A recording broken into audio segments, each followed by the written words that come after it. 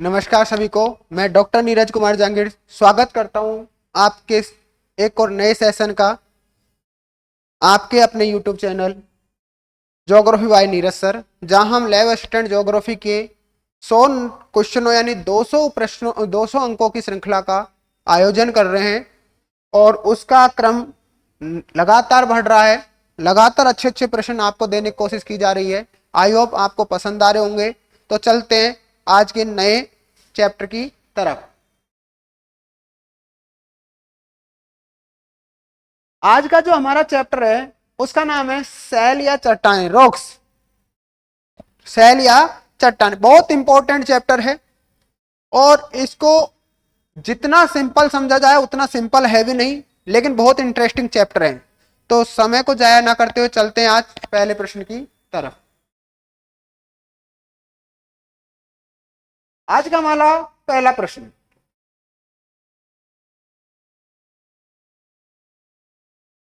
निम्न में से खनिज का गुण या विशेषता नहीं है, यानी कि इन चार ऑप्शनों में से कौन सा वो भाग है या कौन सा वो ऑप्शन विकल्प है जो खनिज के गुण या विशेषता के बारे में नहीं बताता या वैसी विशेषताएं नहीं है। खनिज प्राकृतिक होते हैं, बिल्कुल सही है कि खनिज क्या है, नेचुरल होते हैं। खनिजों में एक क्रमबद्ध परमाणु संरचना होती है, बिल्कुल होती है। जो खनिज होगा उसमें एक क्रमबद्ध परमाणु संरचना होगी, सिस्टमैटिकली होगा। केवल एक कार्बनिक होते हैं, नहीं ये कार्बनिक नहीं होते हैं। खनिज कार्बनिक प्लस ए कार्बनिक, यानी खनिज दोनों प्रकार के होते हैं, कार्बनिक भी होते हैं, अकार्बनिक होते हैं। तो इसका कौन सा आंसर होगा? ऑप्शन संख्या से इसका आंसर होगा। चलते हैं प्रश्न संख्या 2 की तरफ। आज आपको थोड़े से इंप्रूव क्वेश्चन मिलेंगे, आपको और भी ज्यादा मजा आएगा। निम्न में से कौन सा एलोय धातु नहीं है? देखो, धातुओं को 3 भागों में बांटा गया है। 3 भागों में धातुओं को बांटा गया है। नंबर 1 बांटा गया है लोहे धातु, एक अलोहे धातु, और तीसरा है बहुमूल्य धातु। कौन सी धातु? बहुमूल्य धातु, जैसे प्लेटिनम है, सोना है, वगैरह वगैरह है। लोहे है, इसके मैग्नीज है, इसके अंतर्गत आ जाएंगे, और एलो में टिन वगैरह आ जाएंगे। तो लिख रहा है निम्न में से कौन सा एलोहे धातु नहीं है। तो देखिए, क्या वो सोना है? तो सोना कैसा है? बहुमूल्य है, किसके अंतर्गत आता है? बहुमूल्य। तो आंसर क्या हो जाएगा? आंसर फर्स्ट हो जाएगा। और ये तीनों कैसे हैं? ये तीनों कैसे हैं? एलोहे धातु है। कैसे हैं? एलोहे धातु है। चलते प्रश्न संख्या 3 की तरफ। आज की श्रृंखला का प्रश्न संख्या 3, सेलों को निर्माण पद्धति के आधार पर कितने समूहों में विभाजित किया गया है? यानी कि जो सेल होती हैं, रॉक्स होती हैं, वो निर्माण पद्धति के आधार पर कितने प्रकारों में डिवाइड किया गया है? क्या 2, क्या 3, क्या 4, क्या 5? देखिए, इसका आंसर होगा ऑप्शन संख्या व। और व में भी कौन कौन से होंगे? 3। नंबर 1 है आग्नेय, नंबर 2 है अवसादी, और नंबर 3 है रूपांतरित। या रूपांतरित नहीं कहेंगे तो हम क्या कहते हैं? कायांतरित।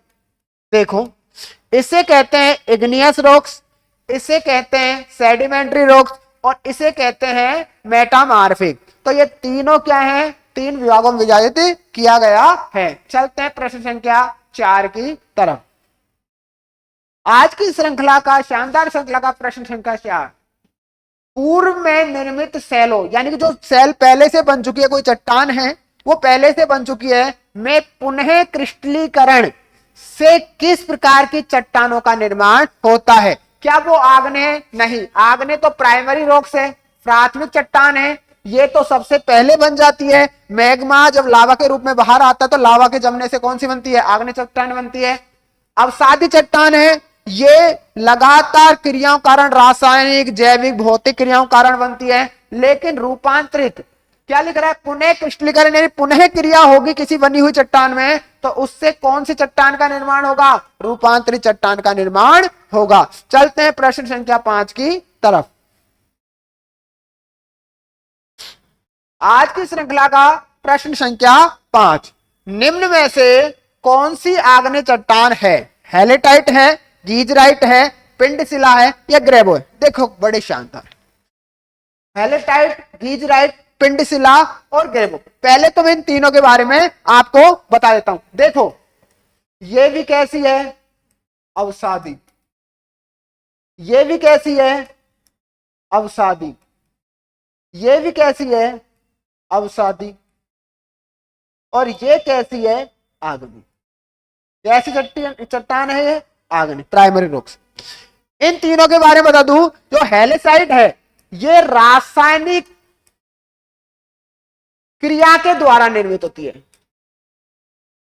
कौन सी क्रिया? रासायनिक क्रिया के द्वारा किसका निर्माण होता है? रासायनिक क्रिया के द्वारा हेलेसाइट का निर्माण होता है। जब कार्बनिक तत्वों से निर्मित होती है तो वो कौन सी प्रकार है? वो गीजराइट है, वो भी अवसादी का प्रकार है। और जब यांत्रिक या भौतिक या यांत्रिक क्रिया के द्वारा जिस अवसादी चट्टान का निर्माण होता है वो पिंडशिला है। तो इसका आंसर क्या होगा? Answer the. चलते हैं प्रश्न संख्या 6 की तरफ। प्रश्न संख्या 6, निम्न में से कौन ग्रेनाइट का प्रमुख घटक है? ग्रेनाइट का तो सबसे पहले जब यदि आपने interior of the earth chapter पढ़ा हो तो आपने पढ़ा होगा कि स्थल मंडल में या स्थल भाग पर या भूपर पट्टी पर महाद्वीपों के नीचे ग्रेनाइट और महासागरों के नीचे बेसाल्ट के अवशेष मिलते हैं, बेसाल्ट चट्टानें पाई जाती है। तो ग्रेनाइट कहां है? भूपर पट्टी का भाग है। किसका भाग है? भूपर पट्टी। और यदि आपने पढ़ा हो भूपर्पटी को सुएस ने नाम दिया था, क्या याद करने का तरीका होना चाहिए, क्या नाम दिया था? सियाल। क्या नाम दिया था? सियाल। और सियाल में दो वर्ड है, Si प्लस Al, यानी कि सिलिका प्लस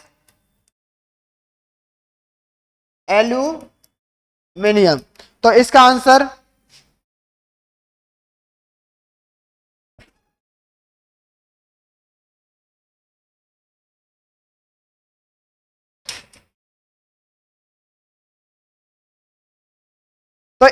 क्या हो जाएगा? इसका आंसर हो जाएगा ऑप्शन संख्या 5। चलते हैं प्रश्न संख्या 7 की तरफ। प्रश्न संख्या 7 है, आग्नेय किस भाषा का हिंदी रूपांतरण है? जो आग्नेय चट्टान पढ़ते हो वो किस भाषा का हिंदी रूपांतरण है? वैसे आग्नेय को हिंदी अर्थ होता है अग्नि। क्या होता है? अग्नि, ज्वाला या आग। और यदि याद हो तो आग्नेय चट्टान किससे बनती है? लावा के जमाव से। लावा किसके द्वारा बाहर आता है? ज्वालामुखी के द्वारा। और ज्वालामुखी में भी क्या होता है? जो लपटें होती है वो आग की तरह बाहर निकलती है, इसलिए यह वर्ड लिया गया है आग्नेय। और आग्नेय वर्ड बनता है इग्निस से, और यह वर्ड है लैटिन भाषा का। किस भाषा का शब्द है? इग्निस किस भाषा का शब्द है? लैटिन भाषा का शब्द है। तो आंसर संख्या 2। चलते हैं प्रश्न संख्या 8 की तरफ। प्रश्न संख्या 8 है, निम्न में से कौन से प्राथमिक सेलों के उदाहरण नहीं है, यानी प्राइमरी रॉक्स का एग्जाम्पल कौन सा नहीं है? टफ और ब्रेसिया, खड़िया और कोयला, सेल और विमृदा, संगमरमर और क्वार्ट्ज। देखिए यदि आपने ज्वालामुखी क्रिया पढ़ी हो तो दोनों, जब ज्वालामुखी से जो लावा निकलता है उस लावा के साथ जो राख या अन्य जो अवसाद पदार्थ मिलते हैं उनसे जो चट्टान बनती है वो क्या कहलाती है? टफ कहलाती है। क्या कहलाती है? टफ कहलाती है। और ब्रेसिया जो लावा है, लावा जब उछलता है ज्वालामुखी विस्फोट के साथ तो जब जो ऊपरी भाग में जम जाता है, और जमता किसके रूप में है? नुकीले रूप में, तो उसे क्या कहते हैं? ब्रेसिया। तो देखो प्राइमरी रॉक्स और प्राइमरी रॉक्स को ही कहते हैं क्या, आग्नेय। तो जब आग्नेय तो ज्वालामुखी, आग्नेय चट्टान किसे बनती है, ज्वालामुखी क्रिया के द्वारा लाए गए लावा के जमाव से। तो इसका आंसर सीधा सीधा क्या हो जाएगा, टफ और ब्रेसिया। ये दोनों अवसादी है। कोयला याद आ रहा है, खड़िया मिट्टी याद आ रहा है, सैल और भीमृदा भी अवसादी है, और संगमरमर और क्वार्ट्ज, संगमरमर ये क्या है, कायांतरित चट्टान है, और ये रूपांतरित चट्टान है। ठीक है ना। तो चलते हैं प्रश्न संख्या 9 की तरफ। आज का प्रश्न संख्या 9 है, सैलों का अध्ययन किया जाता है, यानी कि वो कौन सी विज्ञान है, कौन सा साइंस है जिसमें रॉक्स का अध्ययन किया जाता है। क्या वो पेडालॉजी है, नहीं, पेडालॉजी कहते हैं शिक्षा शास्त्र। तो ये तो काम ही नहीं, ये तो इसका तो आंसर ही गलत हो गया। दूसरा चलते हैं, क्या वो पेडागोजी है, सॉरी पेडोलॉजी है, वो होता है मृदा विज्ञान। क्या होता है, मृदा विज्ञान। और पेडागोजी होता है, वो क्या होता है, शिक्षा शास्त्र। तो ये दोनों तो आंसर गलत हो गए। अब है पेट्रोलॉजी, इसका आंसर क्या होगा, पेट्रोलॉजी, यानी कि मृदा विज्ञान, सॉरी सेल विज्ञान।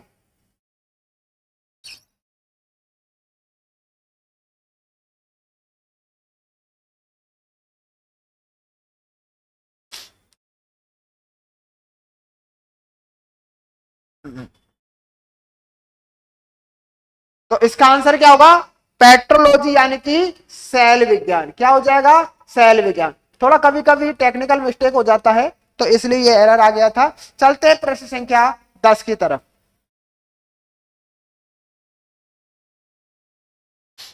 प्रश्न संख्या 10 है, निम्न में से कौन सी चट्टानें मध्यवर्ती चट्टानों के उदाहरण है। और मध्यवर्ती कौन सी है, आग्नेय। देखो आग्नेय चट्टानें दो प्रकार की होती है, एक तो यानी कि बाहर मिलने वाली आग्नेय चट्टानें जो लावा के जमाव से मिलती है, और कुछ आग्नेय चट्टानें वो होती है जो मैग्मा के आंतरिक भाग में, यानी पृथ्वी के आंतरिक तल में ही जमने से बन जाती है। लेकिन आंतरिक भाग में बनने वाली जो आग्नेय चट्टानें, उनको भी दो भागों में बांटा गया है, एक तो मध्यवर्ती और एक पातालीय। तो मध्यवर्ती का उदाहरण है बैथोलिथ, फेकोलिथ, सिल और डाइट, ग्रेनाइट और बेसाल्ट, संगमरमर और कोयला। ये तो कैसी है, अवसादी। ये कैसी है, ग्रेनाइट और बेसाल्ट। ये बाहर धरातल पर मिलने वाली लावा के जमने से कैसी है, बनने वाली शिलाकृति है। तो ये कैसी है, बाहर आग्नेय चट्टान। कौन सी पूछी है, मध्यवर्ती। देखिए इसका आंसर होगा ए और वे दोनों, बैथोलिथ, फेकोलिथ, सिल, सिट और डाइक। ये सब कैसी है, ये किसकी है, ये आग्नेय चट्टानों क्या है, उदाहरण है। चलते हैं प्रश्न संख्या अगला।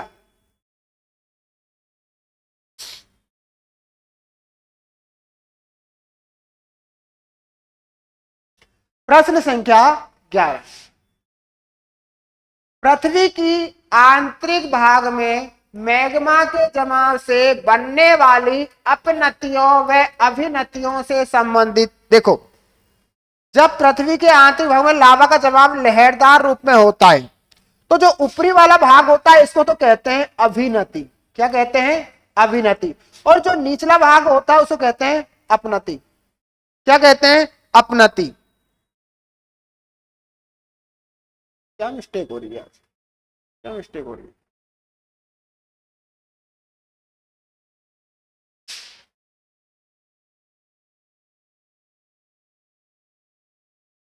ऊपरी भाग है उसको कहते हैं अपनति। अप यानी ऊपर, नति यानी कोण, यानी ऊपरी भाग में बनने वाला कोण। और जो नीचे बनता है उसे कहते हैं अभिनति। तो अभिनति देखो, ये अपनति बन गई, ये अभिनति, ये अपनति, ये अभिनति, ऐसे बनती, यानी कि लहरदार। ये एक क्या बन गया, लहर बन गया। और लहर के रूप में जो शिलाकृति बनती है आंतरिक भाग में, वो कहलाती है फेकोलिथ। अब सर याद कैसे करें, तो देखिए एक छोटा सा एग्जाम्पल। आप जब गेंद को फेंकते हैं, फेकोलिथ में एक वर्ड आ रहा है फेंको, लिथ का मतलब होता है चट्टान। फेंको यानी कोई चीज जब फेंकते हो, जैसे आपने पत्थर फेंका, आपने गेंद फेंकी, तो वो लुढ़कते हुए ऐसे नहीं जाती। आप ऐसे फेंकोगे तो टप्पा मारते हुए ऊपर नीचे होती हुई जाती है। तो वहां एक लहरदार आकृति तो आसानी से याद हो सकता है। चलते हैं प्रश्न संख्या 12 की तरफ।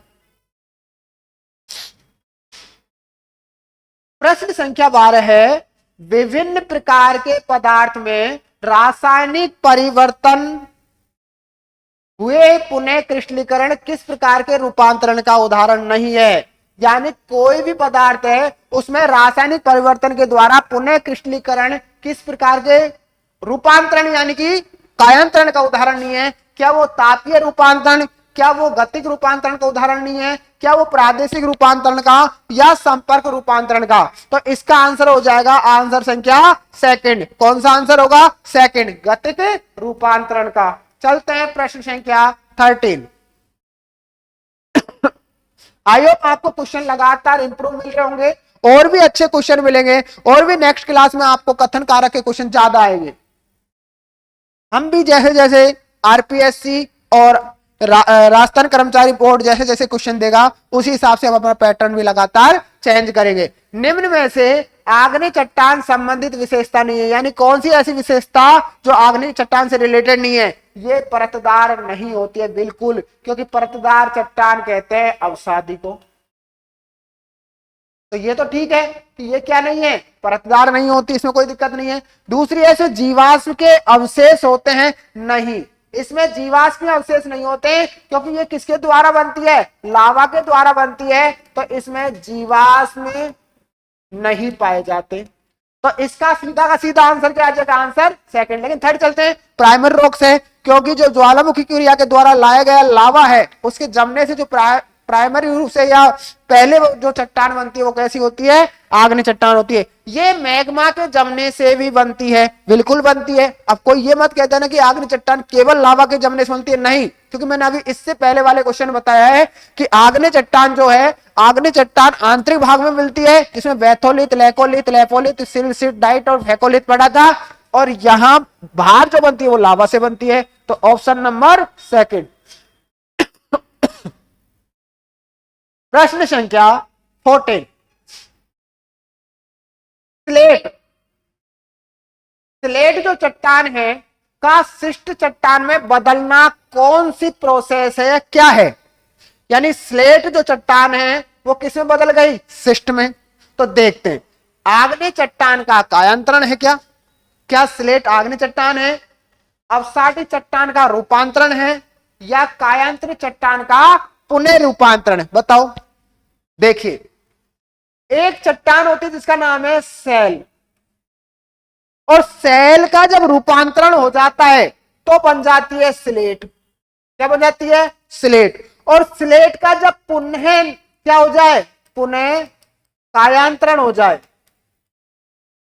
तो क्या बन जाती है, शिष्ट बन जाती है। क्या बन जाती है, शिष्ट बन जाती है। तो कायांतरित चट्टान यानी कि जो स्लेट है वो कैसी है, कायांतरित चट्टान है, और शिष्ट भी कैसी है, कायांतरित। लेकिन स्लेट पुनः क्रिस्टलीकरण के कारण क्या बनी है, शिष्ट में परिवर्तन। तो इसका आंसर क्या हो जाएगा, थर्ड।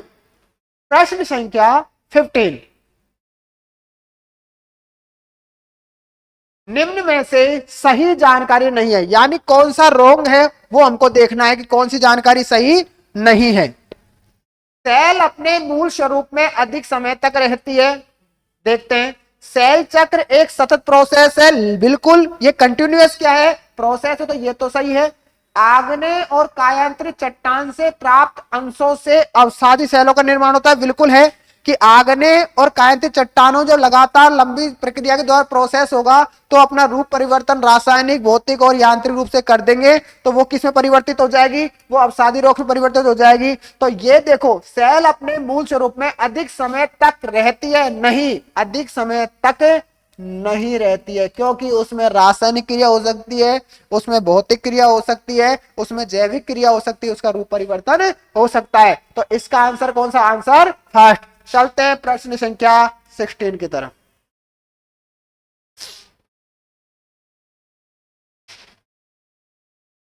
प्रश्न संख्या 16, इग्निस शब्द का अर्थ क्या होता है। देखो, थोड़ी देर पहले जो शुरू में क्वेश्चन आया था उसमें बताया कि इग्निस से बनता है आग्नेय। इग्निस किसका वर्ड है, ये लैटिन भाषा का वर्ड है, और इसका मतलब होता है आग, अग्नि या ज्वाला। तो क्या है इसका आंसर? Answer bat. चलते हैं प्रश्न संख्या 17। ऐसा नहीं कि सारे क्वेश्चन हार्ड दे दिए जाएं, ऐसा नहीं है कि सारे क्वेश्चन आपको बहुत नॉर्मल दे दिए जाए। आपको ऐसे क्वेश्चनों की तलाश रहनी चाहिए जहां हार्ड भी हो सॉफ्ट भी और दोनों का मिश्रण भी होना चाहिए। चलते हैं प्रश्न संख्या 17 की तरफ। कायांतरण की प्रक्रिया में सेलों का खनिजों की सतह या रेखाओं के रूप में व्यवस्थित होने को क्या कहा जाता है? किसके रूप में? सतह और रेखाओं के रूप में। और किस प्रक्रिया में? कायांतरण, जब एक चट्टान दूसरे चट्टान के रूप में परिवर्तित होती है तो क्या खनिजों का क्या होगा? खनिज है जो सतह के रूप में रेखाओं के रूप में मिलेंगे तो वो क्या कहलाएगा? क्या वो पत्रण है, क्या रेखांकरण है, क्या क्रिस्टलीकरण है, या विकल्प 1 और 2? तो बिल्कुल इसका आंसर क्या होगा? ऑप्शन 4 होगा, यानी कि पत्रण भी है और रेखांकन भी है। रेखाओं रेखांकन सतहों का यानी पत्रण। ठीक है ना। चलते हैं प्रश्न संख्या 18। प्रश्न संख्या 18 है, पत्रित और अपत्रित शैलें किस प्रकार की चट्टानों के भाग है? देखो लगातार आपको क्वेश्चन मिलेंगे और क्वेश्चन की डिफिकल्टीज भी आप देख सकते हो। लगेगा सिंपल लेकिन आपको ऐसे लगेंगे ये सब अटपटे हैं, दिखाई नहीं दे रहे। ठीक है ना। तो पत्रित और अपत्रित शैलें किस प्रकार की चट्टानों के भाग है? क्या वो आग्नेय चट्टानों के भाग है, क्या वो अवसादी चट्टानों के भाग है, क्या रूपांतरित चट्टानों के भाग है? बताइए। तो इसका आंसर हो जाएगा वो किसके भाग है? वो अवसादी चट्टानों के भाग है। किसके भाग है? अवसादी चट्टानों के भाग है। चलते हैं प्रश्न संख्या 19 की तरफ। प्रश्न संख्या 19 है, निम्न में से कौन सुमेलित नहीं है? कौन सा ऐसा पार्ट है जो सुमेलित नहीं है? बालू का पत्थर कोग्लोमेरेट, चूना पत्थर संगमरमर, ग्रेनाइट नीस ग्रेवो सर्पेंटाइन। ये हैं चट्टानों के नाम। सुनना, हमको ये दिखा रखा है। यदि हम देखें कि चूना पत्थर जब रूप परिवर्तित हो जाता है तो किसमें बदल जाता है? संगमरमर में। और संगमरमर यानी कि चूना पत्थर किसमें ट्रांसफर हो गया? संगमरमर। ग्रेनाइट ट्रांसफर किसमें हो जाता है? नीस में। ग्रेवो किसमें हो जाता है? सर्पेंटाइन में। बालू का पत्थर कोग्लोमरेट में नहीं होता, बालू का पत्थर किसमें हो जाता है? क्वार्ट्जाइट में हो जाता है। किसमें हो जाता है? क्वार्ट्जाइट में बालू का पत्थर क्या हो जाता है? कन्वर्ट हो जाता है, रूपांतरित हो जाता है। तो कौन सा सुमेलित नहीं है? सुमेलित फर्स्ट नहीं है। चलते हैं प्रश्न संख्या 20।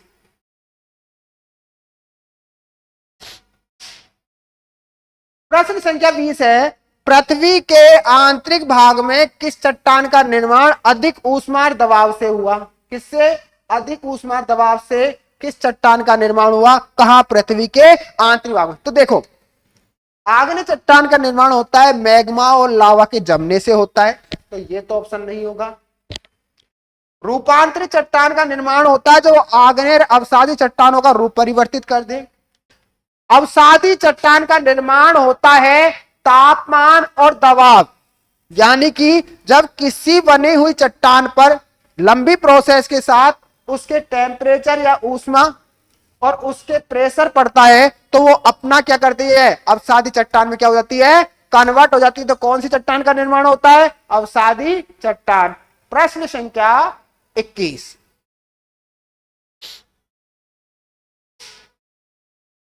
पृथ्वी का कितना प्रतिशत भाग अवसादी चट्टानों से ढका है? या ढका वर्ड यूज ना करे तो कह सकते हैं कि कितने प्रतिशत भाग पर विस्तार है? किसका?